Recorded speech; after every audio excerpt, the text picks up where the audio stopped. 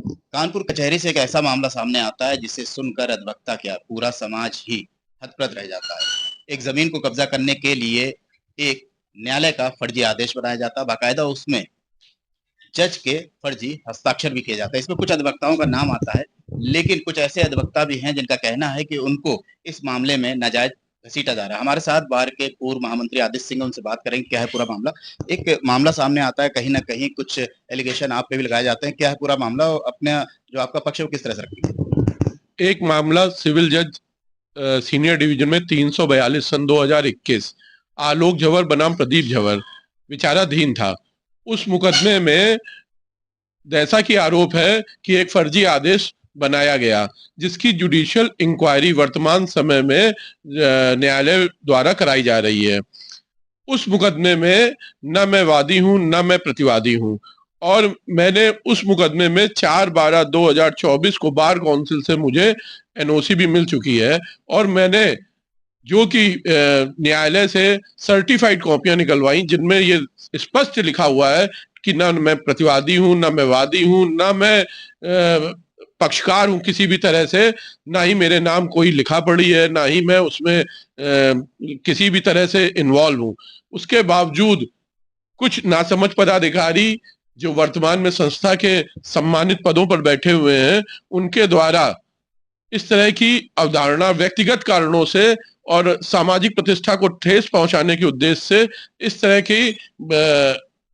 आक्षेप लगाए जाने कोशिश करी गई है, जो कि सामाजिक दृष्टिकोण से बिल्कुल भी ठीक नहीं है, और इनका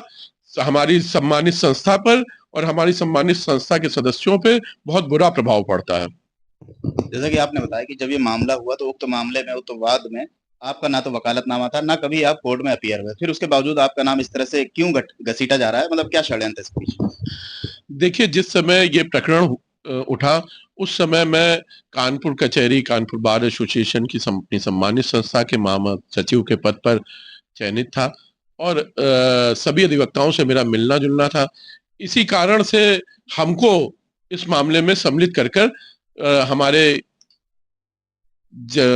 उसको प्रतिष्ठा को आंच पहुंचाने की कोशिश करी गई। आपका कहना है कि कहीं भी आपको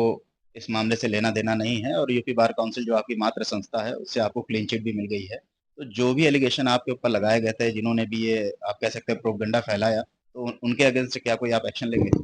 बिल्कुल, इससे पहले भी जिन लोगों ने भी ये चीजें दी उनके खिलाफ मैंने मानहानि का नोटिस भेजा था, और अभी तक आपके सम्मानित मीडिया सदस्यों के माध्यम से ही मुझे पता चल रहा है, कानपुर बार एसोसिएशन से मुझे किसी तरह की नोटिस प्राप्त नहीं हुई है, ना ही किसी तरह का मेरा टेलीफोनिक वार्ता हुई है कि मेरे साथ इस तरह की कार्यवाही हुई है। ये कार्यवाही मीडिया के माध्यम से ही मुझे पता चली, और मैं आपको आश्वस्त करना चाहता हूं कि अगर किसी ने भी हमारी सामाजिक प्रतिष्ठा को धूमिल करने का प्रयास किया तो उसके ऊपर मानहानि का दावा करूंगा और उसका सच सामने लाने का संपूर्ण प्रयास करूंगा।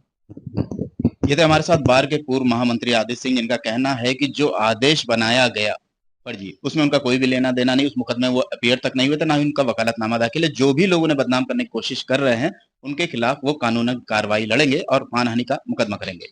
कैमरा पर्सन बलराम के साथ रवि शर्मा, एबीसी न्यूज कानपुर।